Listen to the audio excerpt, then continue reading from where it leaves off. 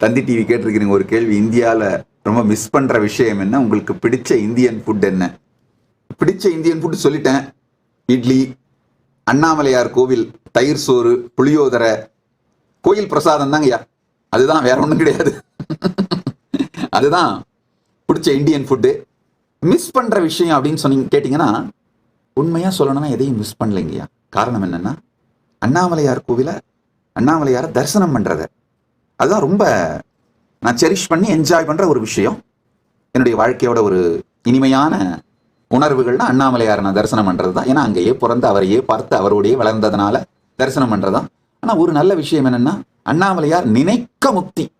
ஒருவேளை சிதம்பரத்துல நடராஜர் மேல பக்தி வந்திருந்தா தரிசிச்சாதான் முக்தி, திருவாரூரா இருந்தா பிறந்தாதான் முக்தி, காசியா இருந்தா அங்க இறந்தாதான் முக்தி.